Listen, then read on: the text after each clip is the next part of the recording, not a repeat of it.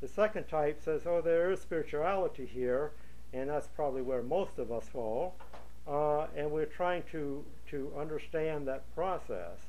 And that second type, in a small degree, in a small degree elevated from things subordinate, the more excellent parts of their soul recalling them from pleasure to a more worthy pursuit. So we sacrifice, if you will, some of our own lower pleasures to this more worthy pursuit. And then the third type is this race of divine men who are always with us, who through a more excellent power and with piercing eyes perceive supernal light. So to them, they may be having the same challenges we're having because they see so deeply into things, it has less effect on them. Plotinus, at the age of 66, died. And at the moment of his death, a dragon or serpent is said to have glided through a hole, which has a lot of implications there. So Porphyry, then, his devoted pupil, sum Plotinus' life up in these words. He left the orb of light solely for the benefit of mankind. He came as a guide to the few who are born with a divine destiny and are struggling to gain the lost region of light, but know not how to break the fetters by which they are detained, who are impatient to leave the obscure cavern of sense, where all is delusion and shadow, and to ascend to the realms of intellect, where all is substance and reality. We're going to stop with Porphyry and take up Iamblichus next time, because that also gets involved into the mysteries, into the world of magic, as is known from a spiritual or theosophical perspective, and not as a worldly perspective as we know it today. What did you mean? Mike, your turn. What did you mean by that last statement? Magic? Yes, but different than what we know today. Oh my gosh, probably shouldn't even say that, because that gets into another talk. Okay.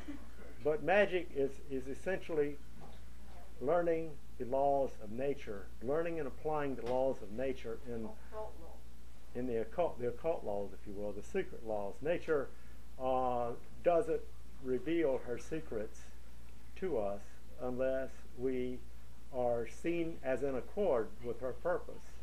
And then if nature sees us as in accord with her purpose, she opens up her doors, her secret doors, and this initiates the process of what just Student is referring to and what Theosophy refers to as magic. Thank you. Theurgy. Thank you. That'll be next talk. Okay. Question? It's not a question, it's a comment as a student probing. We have in us 7 inner principles, and on page 52 of the Voice of the Silence we are told what they are. It says, "Thou seest well, Lando, these portals lead the aspirant across the water onto the other shore, the inner life. Each portal hath a key, golden key, that opens its gate, and these keys are 1.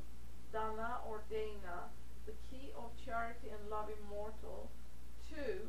Sheila, the key of harmony in word and act, the key that counterbalances the cause and the effect and leaves no further room for karmic action. 3. Kushanti, patience the sweet that naught can ruffle. 4. Viraga, indifference to pleasure and to pain, illusion conquered, truth alone perceived. 5. Virya, the dauntless energy that fights its way to the supernal truth out of the mire of life's terrestrial. 6. Dhyana, whose golden gate once opened leads the Narjol, adept towards the realm of Sat eternal and its ceaseless contemplation. 7. Prajna, the key to which makes of a man a god, creating him a bodhisattva, son of the dynamics.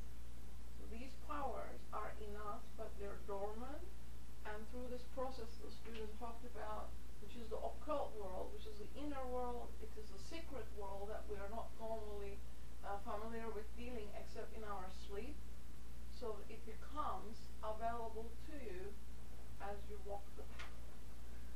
So a student came in one day from the street, says, my grandfather was into Theosophy and he knew how to make things move without touching them, and I want to learn how to do that.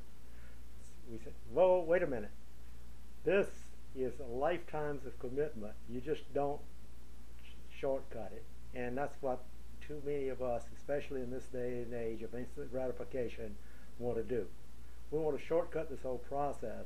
And there are some that maybe get little bits and pieces here and there, but they're not really learning the essence of what we're talking about today. You've got to go through it. And it's all laid out. HPV showed us the way, and she said, don't follow me, follow the path I show. She said, I'm just passing this along. I didn't invent any of it. None of it is mine.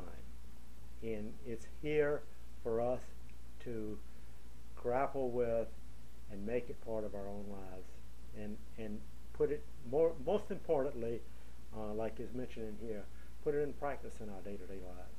If we don't do that, then why bother?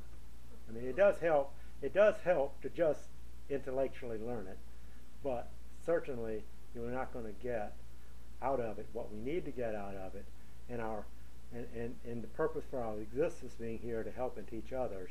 We're not going to be effective unless we try to put it into practice, and we're going to fall out on our face a zillion times every day trying to do it.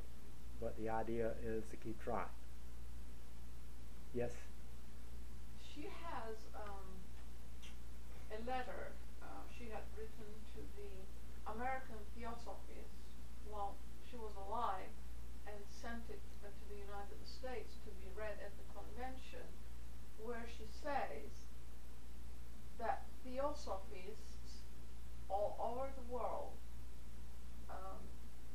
need to understand their primary role, which this student didn't know what it was until I read this letter. And she says, Theosophists all over the world are here to open the minds and hearts of people to charity, to justice, and to truth.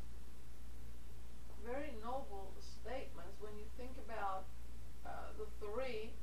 How many of us can exhibit that at all times in our lives in a practical way?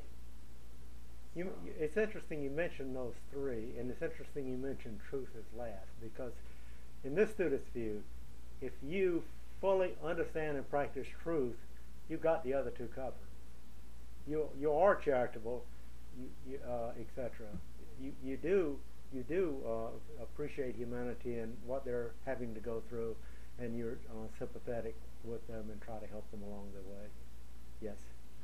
Well, she warns us that until you exhibit those qualities in yourself, you can read these books and understand them philosophically and metaphorically, but in the practical world, it will do you no good. What is the practical world? She explains it in an article called Chelaship versus Mediumship. Very interesting article. I recommend that all of you read it for yourselves. She says, in order to become a foot soldier in the army of the voice, please put this in your memory, the army of the voice, you have to practice what you say. And this student looked it up. The army of the voice is mentioned in regard to the logoic light, because when the light comes and it shines everywhere, it is in hierarchical form through emanation